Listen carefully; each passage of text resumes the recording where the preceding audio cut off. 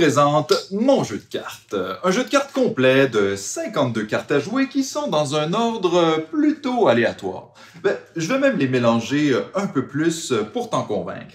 Ceci dit, ce qui est important avec ces cartes-là, c'est pas le fait qu'il y en ait 52, ni même le fait qu'elles soient mélangées. Non, ce qui est important ici, c'est la couleur de leur dos, qui semble être rouge, mais qui depuis le début est bleu. Toutes les cartes ont un dos bleu. Wow!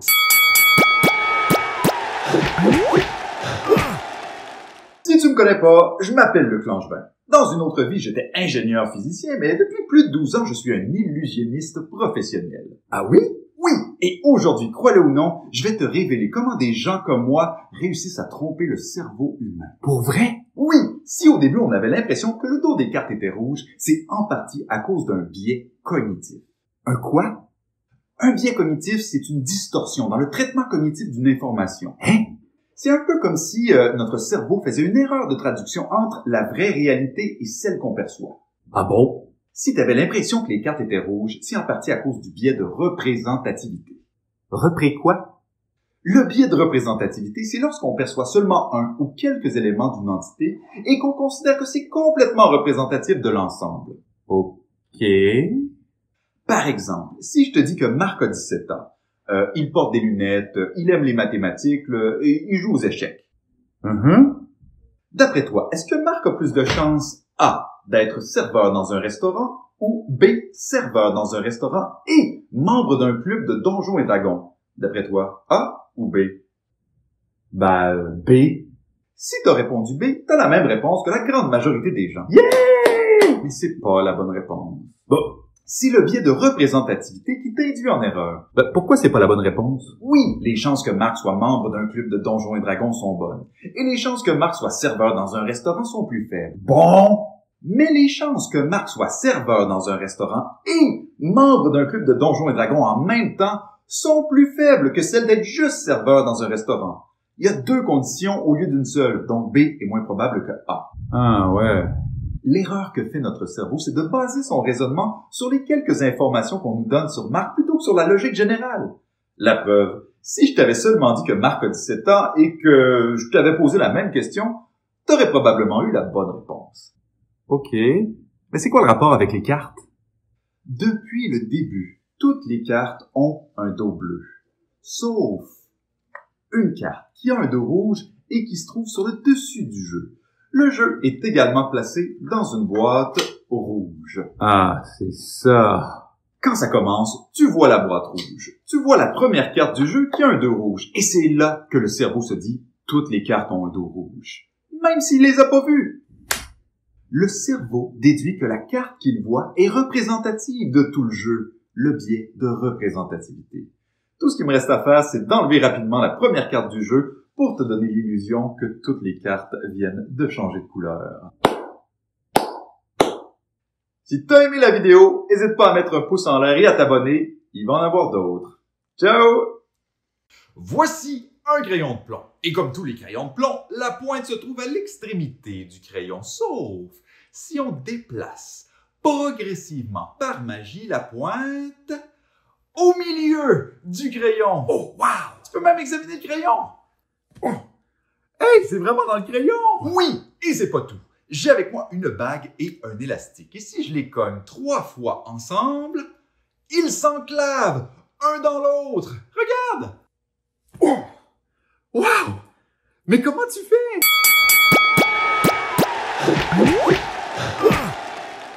C'est parce que je suis physicien et illusionniste. Et dans la vidéo que tu regardes en ce moment, je vais t'expliquer pourquoi et comment ces tours-là déjouent le cerveau humain. Vas-y. Les deux illusions que tu viens de voir fonctionnent grâce au biais d'ancrage. Au quoi? Le biais d'ancrage ici, c'est la difficulté qu'on a à se départir d'une première impression. Hein?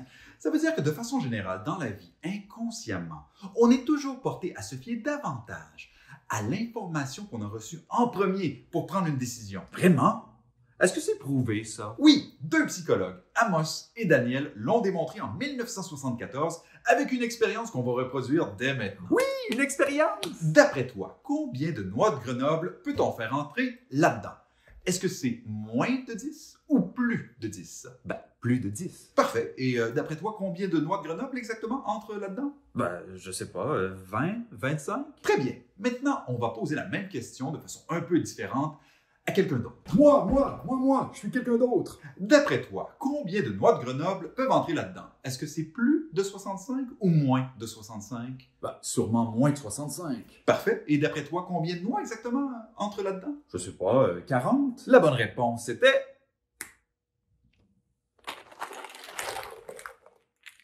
1, 2, 3, 34, 35. 35 noix. Oh, j'étais pas loin. Moi non plus. Non, vous étiez pas loin, mais vous auriez donné une meilleure réponse si le biais d'ancrage n'avait pas fait son œuvre. Hein? Dans un cas, j'ai posé la question en demandant d'abord s'il y avait moins de 10 noix ou plus de 10 noix qui entraient dans le contenant. Oui, j'ai répondu plus de 10, ce qui est vrai. Oui, c'est vrai, mais quand je te demande ensuite d'estimer le nombre exact de noix qui entrent dans le contenant, ton estimation est inconsciemment influencée à la baisse, tirée vers le bas par ta première impression de la réponse, le nombre 10 que j'ai mentionné. Oh, misère. C'est le même principe avec l'autre candidat lorsque j'utilise le nombre 65 qui est anormalement élevé dans ma question. Ouais, j'ai répondu qu'il y avait moins de 65 noix. Ce qui est vrai, mais ton estimation du nombre exact de noix est ensuite inconsciemment influencée vers le haut. Et j'ai répondu un nombre trop élevé. Ben oui. Cette expérience-là a été répétée plusieurs fois dans plusieurs contextes et le résultat est toujours le même. Notre jugement reste toujours un peu ancré sur notre première impression. Mais c'est quoi le rapport avec le crayon et l'élastique? Ouais, j'allais le dire. Si ces deux tours-là fonctionnent, c'est en partie parce qu'ils utilisent des objets ordinaires qu'on connaît tous. Des objets dont on a déjà une première impression à laquelle on est tous déjà inconsciemment ancrés. Ah bon? Par exemple, on voit jamais une bague et un élastique enclavés comme ça dans la vie. Ce sont toujours deux objets indépendants normalement. Ouais, c'est vrai, on voit jamais ça. C'est pour ça que lorsque tu vois la bague et l'élastique comme ça, même si mes doigts cachent une partie de la bague et une partie de l'élastique, tu supposes inconsciemment que c'est juste deux objets séparés. Grâce au biais d'ancrage, personne ne se doute jamais que les deux objets sont déjà l'un dans l'autre. Oh, c'est pas vrai. Donc, il me reste juste à cacher l'élastique avec mes doigts comme ça et à cogner quelques fois la bague et l'élastique pour ensuite libérer mes doigts et on donne l'impression que la bague passe à travers l'élastique. Oh! Ça fait 3 minutes, on n'aura pas le temps pour le crayon. Mais si tu réfléchis, tu vas trouver. C'est le même principe. Ah oui, je vois. Non, moi je comprends rien. On se voit à la prochaine vidéo. Ciao! Salut, je suis Luc Langevin et aujourd'hui... Hey, t'es le magicien que j'ai vu à la télé? Ah, oui, c'est possible. Fais-moi un tour de magie, please, please, please. Bon, ok. Je vais faire défiler les cartes à jouer ici et j'aimerais que tu m'arrêtes. Parfait, oui. Attention, on y va. Stop! Je vais te montrer la carte qui est juste là et surtout, tu me dis pas ce que c'est. Attention, je te montre. C'est bon, je l'ai vu. Ok, maintenant j'aimerais que tu visualises ta carte. Ok, je visualise. En pensant à ta carte, imagine que ma main gauche ici est noire et que ma main droite ici est rouge. Je l'imagine, oui. Oh, sans t'en rendre compte, t'as fixé un peu plus longtemps ma main droite, donc j'ai l'impression que ta carte est rouge. Oui! C'est génial! Ah, et t'as spontanément mis ta main sur ton cœur. Est-ce que tu penses à une carte de cœur? Oui! Et t'as cligné 2 fois des yeux. Est-ce que c'est le 2 de cœur? Oui, wow! Tout ça juste en observant mon langage corporel. En fait, non. Ah non? Si tu as été impressionné par ce tour-là, c'est surtout grâce à l'effet de halo. Ah, allô? Non, pas halo. L'effet de halo, c'est un biais cognitif. Hein? Ben, l'effet de halo, c'est lorsqu'on fait une perception sélective d'informations qui vont dans le même sens que notre première impression. Hein? Ça veut dire que si tu as une bonne première impression d'une personne ou d'un objet, tu vas spontanément avoir une bonne impression des autres aspects de la personne ou de l'objet, même si ça n'a aucun lien avec ta première impression. Ok. Par exemple, d'après toi, est-ce que la compagnie Nespresso fait du bon café? Ben, sûrement, oui. Et pourquoi? Ben, j'en ai jamais bu, mais George Clooney en boit, donc ça doit être bien. Et pourquoi ça doit être bien parce que George Clooney en boit? Ben, George Clooney, il est connu, beau, riche, talentueux. Et parce qu'il est connu, beau, riche et talentueux, il a nécessairement du goût et s'y connaît en matière de café? Pas nécessairement, là. Tu vois, c'est ça l'effet de halo. Parce qu'on a une bonne impression de George Clooney, on suppose inconsciemment que ce qui est relié à lui est bien aussi. Même si ces choses-là n'ont aucun lien avec nos raisons d'apprécier George. Ah ouais? Même en sachant que M. Clooney est bien payé pour faire ces publicités-là, on ne peut pas s'empêcher d'avoir une perception positive de son café. Oui, mais pourquoi? Parce que comme tous les biais cognitifs, l'effet de halo agit sur nous de façon inconsciente. Ça se fait malgré nous. Et les grandes compagnies comme Nespresso le savent bien. C'est comme s'il y avait un halo qui améliore les choses autour des gens qu'on aime. D'où le nom. Donc si je comprends bien, George Clooney t'a aidé à deviner mon 2 de cœur? Non. Mais c'est aussi l'effet de halo qui te fait croire que ton langage corporel m'a aidé. Imaginons un instant que quelqu'un d'autre t'ait fait le même tour de magie. OK? Qui? Ton cousin Léon qui a 8 ans, par exemple. Allô?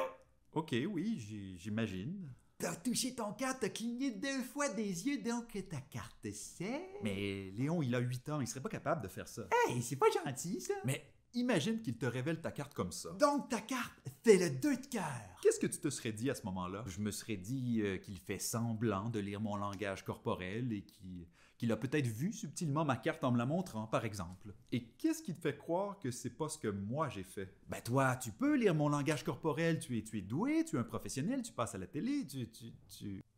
Oh misère. C'est comme pour George Clooney. Et voilà l'effet de halo.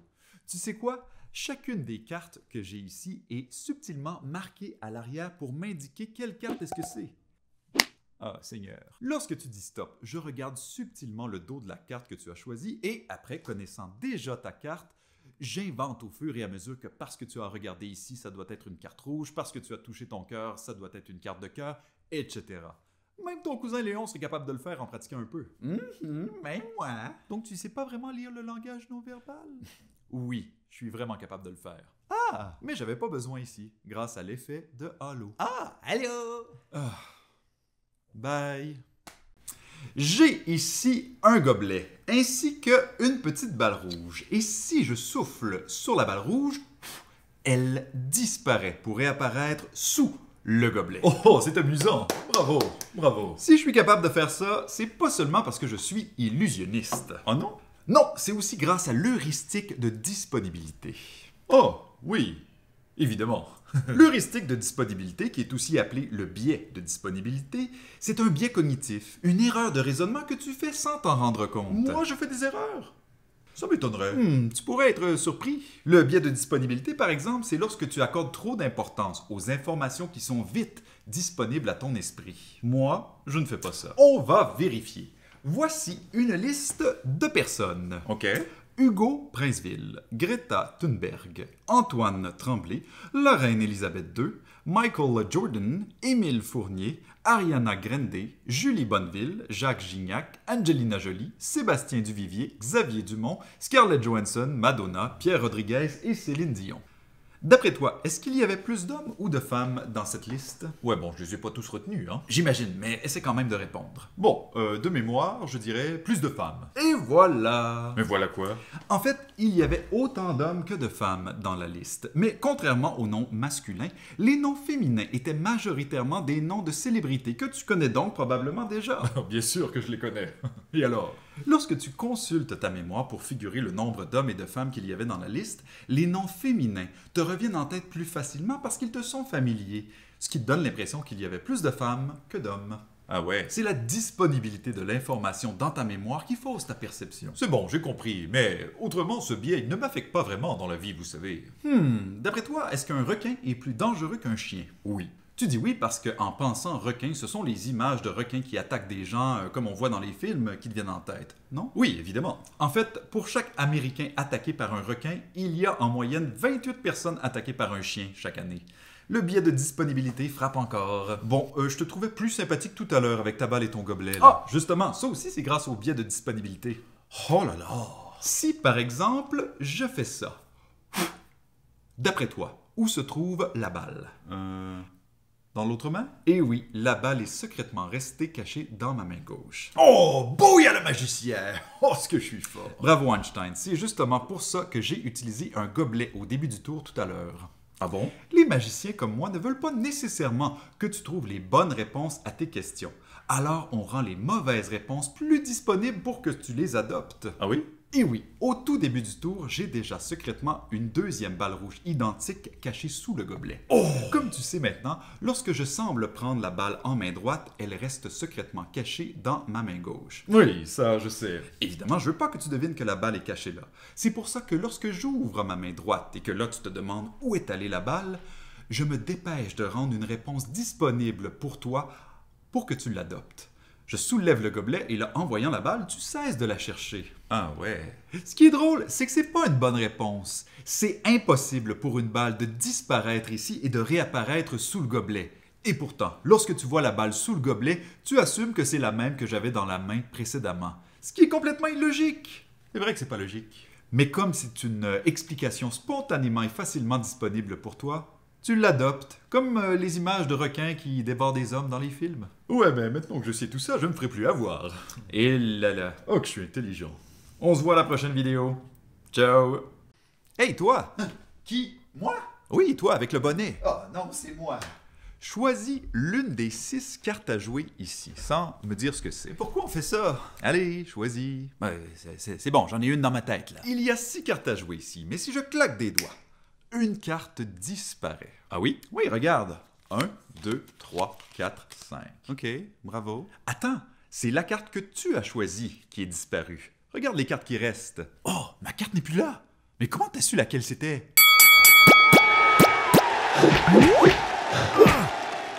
Tu lis dans mes pensées? Non, c'est grâce à un biais cognitif. Biais quoi? Ce tour-là fonctionne grâce au biais de confirmation. Oh, ça fait peur, ça. C'est vrai, c'est probablement le biais cognitif le plus dangereux. Comment ça? Ben, c'est lui le responsable de la propagation des fausses nouvelles et de la polarisation des opinions sur les réseaux sociaux. Mais c'est quoi exactement ce biais de constipation? Le biais de confirmation. C'est lorsqu'on cherche seulement à confirmer nos opinions plutôt que de chercher la vérité. Hein? Ben, c'est lorsque tu retiens que les informations qui confirment tes idées préconçues et que tu ignores le reste. Et plus tu parles, moins je comprends. Bon, pour comprendre, on va jouer un jeu. Ah, ça c'est bien. Voici une suite de 3 nombres, 3, 6 et 9. OK. Peux-tu me nommer 3 nombres qui pourraient suivre cette suite? Ben, après 3, 6 et 9, je dirais 12, 15 et 18. Oui, c'est ça. Et quelle est la règle qui détermine ces nombres? Ben, c'est les multiples de 3. Oui, bravo! Ah, merci. On le refait avec une autre règle, OK? D'accord. 2, 4 et 8. Nomme-moi 3 nombres qui pourraient suivre. Donc, je dirais 16, 32, 64. Oui, ça fonctionne avec la règle. Ah! Et c'est quoi la règle qui détermine ces nombres? Ben, on multiplie toujours par 2. Non. Comment ça, non? Ben, c'est pas ça, la règle. Ben oui, c'est ça, on multiplie par 2 à chaque fois. Non, c'est pas ça. Ben, c'est quoi alors? Ben, essaie de deviner. Tu peux nommer d'autres suites de nombres et je te dirai si ça fonctionne avec la règle ou pas. Si je dis 10, 20, 40. Oui, ça fonctionne avec la règle. Et la règle, c'est pas de multiplier par 2. Non, et c'est autre chose. OK, 500, 1000 et 2000. Oui, ça respecte la règle. Bon, tu veux que je continue longtemps comme ça? Ben, jusqu'à ce que tu trouves la règle. OK, et si je dis 5, 15, 25? Oui, ça respecte la règle. Mais c'est n'importe quoi, ta règle. Mais non. Allez, essaie autre chose. 14, 35 et 127. Oui, ça respecte la règle. 12, 12 et 12. Ça ne respecte pas la règle, ça. Oh. Et si je dis 10, 9 et 8? Non, ça ne respecte pas la règle non plus. Est-ce que la règle, c'est de nommer des nombres en ordre croissant? Bingo, c'est ça la règle. Ouh, c'est qui le plus fort? C'est moi, c'est moi. Ce qui est intéressant ici, c'est que la quasi-totalité des gens agissent comme toi à ce jeu-là. Oh, comment ça? Ben, parce qu'au début, tu ne cherchais qu'à confirmer ton hypothèse que la règle est de multiplier par 2. Même quand je te dis que c'est pas ça la règle, tu continues d'essayer de la confirmer en proposant des séries de nombres comme 10, 20, 40, 500, 1000, 2000. Pourtant, le seul moyen de réussir ici, c'est de trouver une suite qui ne fonctionne pas avec la règle. C'est vrai? Mais pourquoi on fait tout ça au début? C'est difficile intellectuellement de mettre à l'épreuve nos propres hypothèses. Donc le cerveau essaie toujours d'abord de les confirmer parce que c'est plus rapide et facile. OK. Et alors? Et alors, si tu penses par exemple que les pommes sont mauvaises pour la santé, tu vas vouloir lire d'abord des articles qui prétendent que les pommes sont mauvaises pour la santé pour confirmer ta pensée, en ignorant tous les autres articles qui disent le contraire, mais qui te feraient peut-être changer d'idée. OK. Mais est-ce que les pommes sont mauvaises pour la santé? Je crois pas, non, c'est un exemple. Ah, phew! Ce qui est mauvais, c'est ton interprétation de ce que j'ai fait au début avec les cartes. Comment ça? Parce que, honnêtement, je ne sais pas quelle carte tu as retenue au tout début. Comment t'as pu la faire disparaître alors? Lorsque je t'ai dit que ta carte avait disparu et que je t'ai montré les cartes qui restaient, qu'est-ce que tu as fait? J'ai regardé si ma carte était vraiment disparue. Voilà, tu cherchais seulement ta carte, pour confirmer ton hypothèse qu'elle a disparu. Ce faisant, tu as ignoré l'identité de toutes les autres cartes. Et tu n'as pas remarqué qu'en fait, toutes les autres cartes avaient disparu aussi. Parce que j'avais secrètement échangé les 6 cartes du début pour 5 autres cartes différentes. C'est pas vrai. Tu n'as pas remarqué que toutes les cartes avaient changé parce que ton cerveau a noté que les informations qui confirmaient que ta carte a disparu. Bravo, Luc, bravo. Si t'as aimé la vidéo, va voir les autres du cerveau contre-attaque. Ciao! Voici une cuillère déformée. Pardon, on peut même pas manger avec cette cuillère-là. Ben, c'est pas pour manger, regarde. Si je la tiens comme ça et que je retire ma main gauche ici, tu seras d'accord pour dire que la cuillère va tomber. Bah oui. Bien vu. Eh. Là où ça devient intéressant, c'est si je retire ma ceinture. Intéressant, ça dépend. On se connaît à peine. Voici ma question. Ouais, je vais répondre si tu gardes ton pantalon. Est-ce que le fait d'ajouter du poids au bout de la cuillère comme ça va changer quelque chose à sa chute si j'enlève ma main gauche ici? Bah, pas vraiment. Elle va peut-être tourner en tombant ou tomber plus vite, j'imagine. Eh bien, vois-tu, la cuillère ne tombe plus. Maintenant que la ceinture s'y trouve. Wow, ça tient tout seul. Comme ton pantalon. Hé hé hé. Bon, j'imagine que tu vas nous dire que c'est à cause d'un biais cognitif. Non, c'est grâce aux lois de la physique que ça fonctionne. Ah bon? Mais si ça te surprend de voir ça, c'est grâce à un biais cognitif. Et voilà, ça recommence. C'est ce qu'on appelle l'illusion de savoir qui est en cause ici. Bon, l'illusion de savoir quoi? C'est démontrer qu'on a l'impression de savoir et de comprendre beaucoup plus de choses que ce que l'on sait et comprend réellement. Ouais, je sais. Non, tu ne sais pas. C'est ce que je te dis. Tu as l'illusion de comprendre. Ok, mais non, je t'assure, je comprends. OK. Et est-ce que tu comprends comment fonctionne un vélo aussi? Ben oui. Donc, tu peux m'en faire un croquis rapide, s'il te plaît? Ben, évidemment. Eh, vas-y. Ok.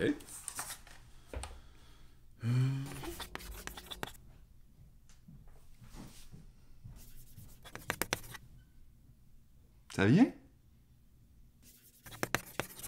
Alors? C'est parce que je suis pas très doué en dessin. Ça n'a rien à voir. On a demandé à plusieurs personnes qui, comme toi, prétendaient spontanément pouvoir dessiner un vélo de le faire. Et on a constaté que la majorité d'entre eux ne savent pas exactement où sont les pédales, la chaîne, les barreaux. Pourtant, c'est un véhicule qu'on pense bien comprendre. Donc, quoi, on est tous imbéciles? Non, au contraire, on est efficace. Notre cerveau retient uniquement les généralités de notre environnement pour qu'on soit vite fonctionnel. Mais en se questionnant un peu, on voit bien qu'on fonctionne sans vraiment comprendre. Attends, ok pour le vélo, là, mais pour autre chose, c'est bon, on comprend, là. Ah oui? Tu sais comment fonctionne une fermeture éclair? Bah oui. Comment? Ben, les petits trucs, là, ils s'alternent lorsqu'on zippe. Et comment ils tiennent en place, les petits trucs? Tu peux faire un croquis? Bah oui. Bon, ok, je sais pas comment. Et une chasse d'eau? Oh, ça je sais, je l'utilise à tous les jours. Ah, ça, c'est une bonne nouvelle. Comment ça fonctionne? Ben, quand on tire, il y a une pompe, là, qui... Il n'y a pas de pompe dans une chasse d'eau. Non, mais il y a un système, là, quand je... Je sais pas comment marchent les chiottes.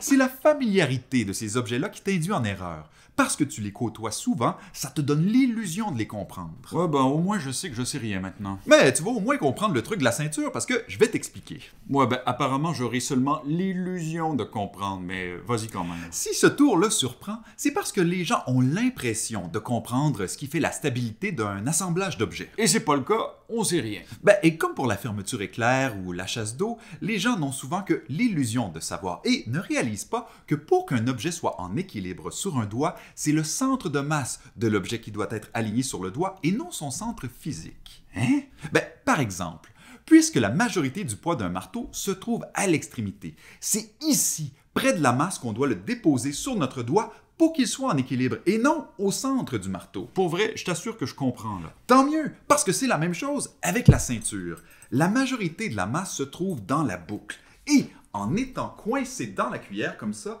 le centre de masse se trouve aligné verticalement avec le bout du pouce, ce qui rend la structure stable. Essaie, tu vas voir. Oh. Et n'hésite pas à aller voir les autres vidéos du cerveau contre-attaque. Hey, j'ai réussi! Voici un foulard que j'utilise pour couvrir ma main. Ok. Ben, pourquoi? Pour te faire vivre un miracle. Miracle. Nomme un légume. Ok. Un céleri. OK? Tadam! Wow! Et crois-le ou non, Je vais te révéler comment je réussis à faire ça. Non. Le secret de ce tour, c'est ce qu'on appelle le biais d'internalité. Ah oui, comme un billet de train ou de métro, mais d'internalité. Non. Le biais d'internalité, c'est lorsqu'une situation te fait surestimer ou sous-estimer la capacité des gens. Tu me suis? Ben, c'est un biais cognitif qui peut te faire croire que tes amis sont très intelligents ou à l'inverse très stupides alors que c'est pas le cas. Ah oui? Ben, je vais te donner un exemple. Voici Sylvain et Gilbert. Salut! Les deux te ressemblent. Oui, c'est normal, c'est moi qui joue tous les rôles dans la vidéo. Même le tien. On a demandé à Sylvain de poser des questions de culture générale à Gilbert. Les questions de son choix. Ok. Voici le résultat. Quelle est la capitale de la Bulgarie? Aucune idée. C'était Sofia. Comment se nomme un potage à base de légumes crus servis froids? Ah, une gazpacho. Oui, bravo! Merci. Que retrouve-t-on sur le drapeau du Liban? Une étoile? Non, c'était un cèdre. À la lumière de cet échange, qui est le plus cultivé selon toi, Sylvain ou Gilbert? Bah, Sylvain, apparemment. Voilà, ça démontre bien le biais d'internalité. Ah, pourquoi? Eh bien, tu n'as probablement pas considéré que Sylvain avait un bon avantage ici. Ouais! Quoi donc? Comme c'est Sylvain qui choisissait ce qu'il demandait à Gilbert, il a évidemment choisi des questions dont il connaissait toutes les réponses. Et il s'adonne que Sylvain a un intérêt pour la géographie et la nourriture. Oui, alors que moi, je m'intéresse plutôt à la science et à la musique. D'ailleurs, regardons ce qui se passe si on demande plutôt à Gilbert de poser des questions à Sylvain. Quel est l'âge de l'univers? Je sais pas. C'est 13,8 milliards d'années. Qui chante Soleil, Soleil? C'est Nana Mouskouri. Combien de côtés possède un pentadécagone? C'est 15. Tu connais rien. Ah, c'est vrai que Sylvain a l'air un peu plus cultivé, là. Eh oui, l'interrogateur va presque toujours mieux paraître que l'interrogé dans une situation comme celle-là. C'est le biais d'internalité. La situation nous fait surestimer ou sous-estimer la capacité des gens. Ok, mais c'est quoi le rapport avec le tour du céleri? Eh bien, par expérience avec ce tour, je sais que le céleri est le légume le plus souvent nommé. Donc quand ça commence, j'ai déjà un céleri de caché dans ma manche et derrière mon poignet comme ça, et je le glisse simplement secrètement sous le foulard de cette façon-là. Ok, mais si je nomme un autre légume que le céleri? C'est là que la situation me donne un avantage comme magicien. Lequel? Celui de pouvoir changer la fin du tour. Voici ce qui se passe si tu ne nommes pas le céleri. Nomme un légume. Un oignon. OK. Non seulement je viens de faire apparaître un oignon sous le foulard, mais en plus, je viens de le transformer en céleri. Très drôle. Non mais plus sérieusement, voici le vrai tour que je veux te montrer. Tu vois le céleri? Je le couvre d'un foulard et là, attention. 1, 2, 3. Et le céleri disparaît complètement. Oh, wow, il est disparu. Comme pour les questions de Sylvain et Gilbert, j'ai l'avantage de choisir le tour de magie que je fais. Et comme tu ignores comment le tour se termine, je peux modifier la fin selon ta réponse pour toujours finir sur une bonne note. Ah, c'est original comme astuce. Oui, c'est original. Comme ton lunch d'ailleurs. Si t'aimes ce genre d'astuce, va voir les autres vidéos du Cerveau contre-attaque. Ciao! Oh, soleil, soleil, soleil. Oh! Je sens quelque chose! Hein, quoi? Oui! Je vois qu'une de tes connaissances te pose problème ces temps-ci, non? Oui, c'est ma copine! Comment tu sais? Oui! Je vois les soucis avec ta copine. Et je vois aussi que ton horaire ne te convient pas sur certains plans, n'est-ce pas? Absolument! Tu es quelqu'un de discipliné et généralement tu sais te contrôler, mais à l'intérieur, tu tends à être préoccupé. C'est tout vrai! Et je vois même que tu as un animal dont les poils sont marrons. Oui, il dormait dans mon sac ici. Mais comment tu fais pour savoir tout ça? Grâce à un biais cognitif. Tout ça n'a rien à voir avec une boule de cristal ou des pouvoirs paranormaux. C'est ce qu'on appelle l'effet Barnum. C'est quoi ça? C'est la tendance des gens à accepter une description vague de personnalité comme s'appliquant spécifiquement à eux-mêmes. C'est utilisé dans les horoscopes, par les voyants, dans les tests de personnalité, en politique, en séduction, en astrologie, en numérologie, en cartomancie, en chiromancie, en graphologie. Arrête, il déteste son i. Quoi, le son I? Oui, arrête de le dire. Oh, pardon. Ok. Ça marche comment l'effet de la Barcode, là? L'effet Barnum a été démontré en 1948 par le psychologue Bertram Forer. Il a questionné ses étudiants individuellement pour apparemment ensuite leur fournir à chacun une analyse personnalisée de leur tempérament individuel. Ok. Mais en fait, il a remis à tous ses étudiants exactement la même description construite à partir d'un recueil d'horoscopes. Et comment ont réagi les étudiants? Eh bien, 85% d'entre eux étaient satisfaits de l'analyse et trouvaient que ça correspondait exactement à leur personnalité. Mais non, comment c'est possible? Ben, ça s'explique par plusieurs facteurs. Ah, tiens, non, je prends les explications. J'écoute. D'abord, tout le monde pouvait s'identifier aux généralités de la description. Par exemple, vous avez besoin d'être aimé et admiré, et pourtant vous êtes critique avec vous-même. Par moments, vous êtes bavard et social, et à d'autres moments, vous êtes introverti, etc. Mais elles disent une chose et son contraire, ces phrases. Exactement. Mais les gens ne retiennent que les parties qui leur correspondent et oublient vite le reste. Pourquoi? Grâce au biais de confirmation que j'ai déjà expliqué dans une autre capsule vidéo et qui nous pousse à ne voir seulement que ce qui confirme nos propres perceptions. Oh! On va aller voir l'autre vidéo après. Mais il y a aussi l'effet de halo qui est à l'œuvre ici et que j'ai aussi expliqué dans une autre capsule et qui fait que les étudiants croient l'analyse de leur professeur en raison de son statut. D'accord, mais ça n'explique pas comment t'as pu deviner que j'ai des soucis avec ma copine ou que j'ai un animal avec des poils marrons. C'est vrai. Pour ça, j'ai utilisé la lecture à froid. Oh non! On déteste le froid, nous. Non, ça n'a rien à voir avec la température, là. Oh, d'accord. La lecture à froid consiste à obtenir des informations sur un individu juste en l'observant et en rebondissant sur ses réactions. Mais tu peux pas voir la dispute avec ma copine juste en m'observant quand même. Non, mais je t'ai simplement dit que je voyais qu'une de tes connaissances te pose problème. Une généralité qui s'applique statistiquement à tout le monde. Et c'est lorsque tu as répondu « C'est ma copine !» que j'ai rebondi sur ta réponse en disant « Oui, je vois les soucis avec ta copine. » Oh, punaise. Oh, calme-toi. Tiens, mange encore un peu. Mais mon animal, je t'en ai pas parlé, comment t'as su? Ben, simplement par l'observation de tous ces poils que je voyais déjà sur tes vêtements. Non, c'est pas vrai. Oh. Eh oui! T'as dit moi! Oh, pardon. Aucun animal n'a été blessé dans cette vidéo. Le raton était juste un gros ressort recouvert de vieilles fourrures. Si t'as aimé ma vidéo, va voir les autres que j'ai faites. Oui, dès que je l'aurai réanimé.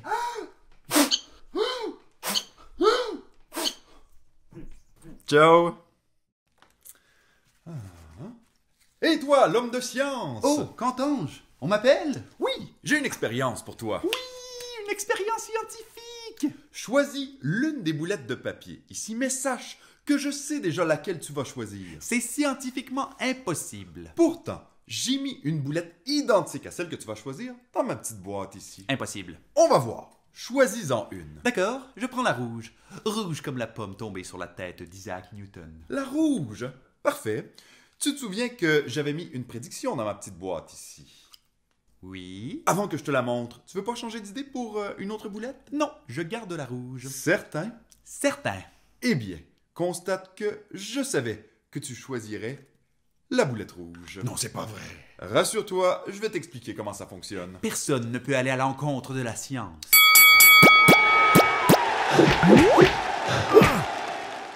T'inquiète, il y a une explication parfaitement scientifique. Tout ça est en partie grâce à... Un biais cognitif. On s'en doute, c'est la 9e vidéo sur le sujet, là. Effectivement. C'est le biais de statu quo qu'on a pu observer ici. C'est notre résistance exagérée au changement. Notre préférence à ne rien changer, même quand on devrait le faire. OK. Par exemple? Ben, c'est une des raisons qui font que c'est difficile de mettre fin à une relation amoureuse, même quand ça fonctionne plus du tout. Je sais pas, j'ai jamais eu de relation amoureuse. Ouais, j'imagine. Ça veut dire quoi, ça? Pourquoi tu imagines? Pour rien. Ce que je veux dire, c'est que devant chaque changement, ton cerveau perçoit davantage ce que tu risques de perdre plutôt que ce que tu pourrais gagner. Est-ce que c'est prouvé scientifiquement, ça? Oui, grâce à une expérience qu'on va reproduire dès maintenant. Oh oui, une expérience scientifique! Tu es droitier, n'est-ce pas? Oui.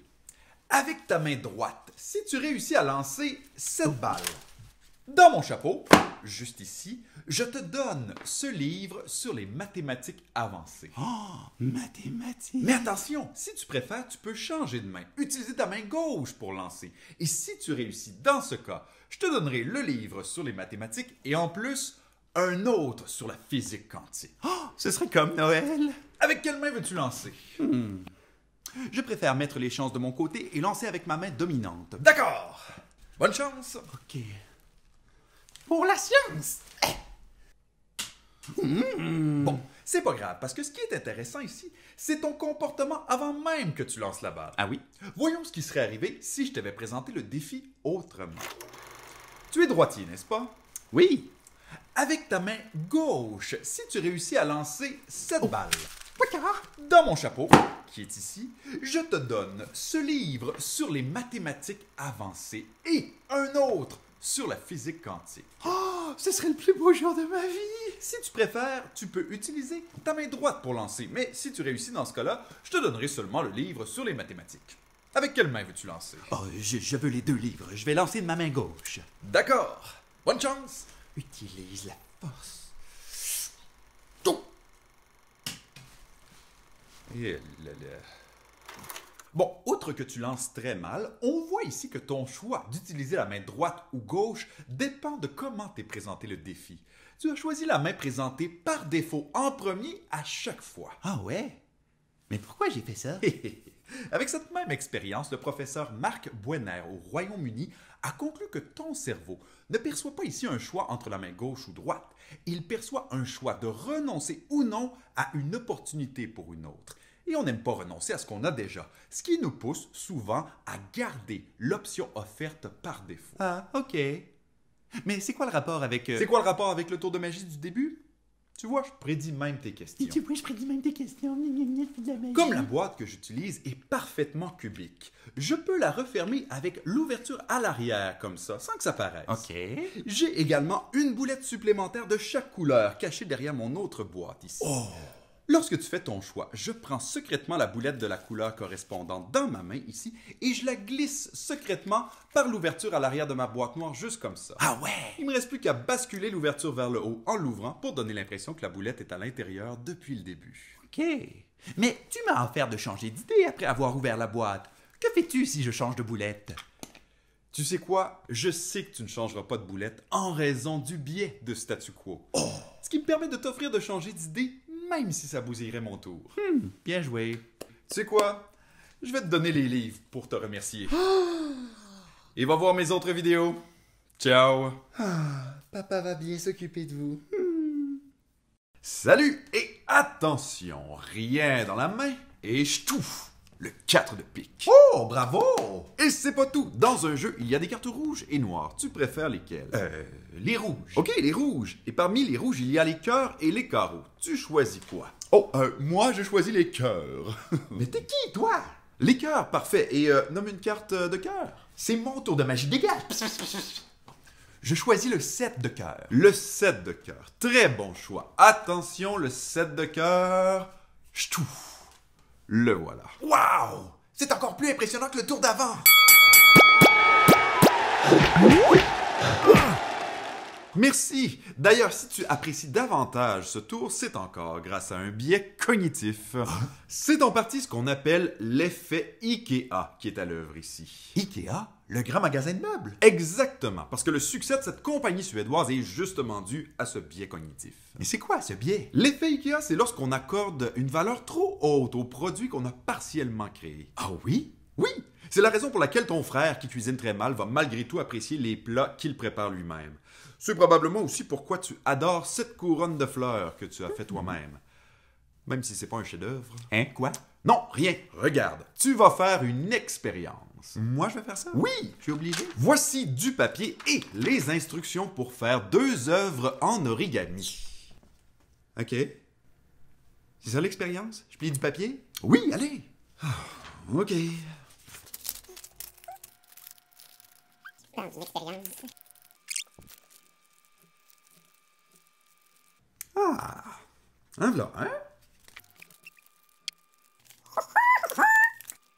Un bateau et un oiseau. Bravo! Maintenant, si tu devais vendre tes 2 réalisations ici, quel prix te semblerait juste? 1 euro chacun? Parfait. Voyons voir ce que les gens en pensent maintenant. Bonsoir, vous vous êtes ennuyé de moi? C'est normal. Ah non, pas lui. L'est-il? Cher monsieur, combien seriez-vous prêt à payer pour ces œuvres d'origami? 50 centimes chacun? Quoi? Hey, tu sais combien de temps j'ai mis pour faire ça? Probablement autant de temps que vous avez mis à choisir vos vêtements ce matin. Ok, merci monsieur et bonne journée. Ouais, tu dégages, allez.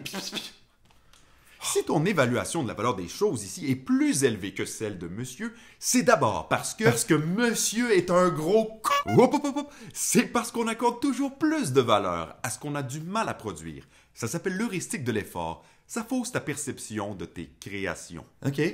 Et alors? Et alors, c'est exactement pour cette raison que tu as davantage apprécié l'apparition du 7 de cœur il y a un instant. Ah oui, là, c'est le moment de la vidéo où tu m'expliques comment t'as fait. Oh, ça c'est intéressant, je veux bien écouter un peu. Non, tu dégages, tu dégages.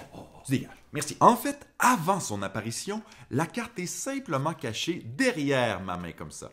Et je me suis pratiqué à bouger la main toujours en gardant la carte dissimulée. Ce qui me permet de la faire apparaître quand je veux en la révélant comme ça. Wow, bravo!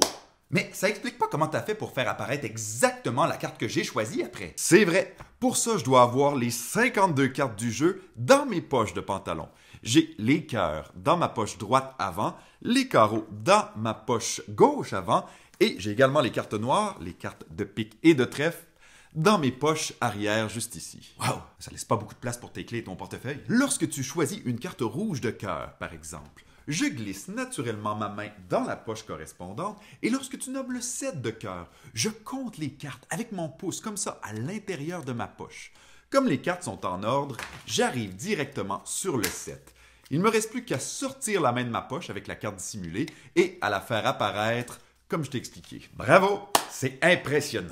Merci, mais si tu appréciais le tour avant même de connaître le secret, c'est surtout parce que tu y as contribué en choisissant toi-même la carte que je fais apparaître. Et ça, c'est l'effet Ikea. Bravo! Oui, mais moi, j'avais déjà compris comment il fait. Tu dégages! Merci pour votre participation. C'était probablement ma dernière vidéo du cerveau contre-attaque, mais j'espère qu'on se reverra. D'ici là, méfiez-vous de votre cerveau. Ciao!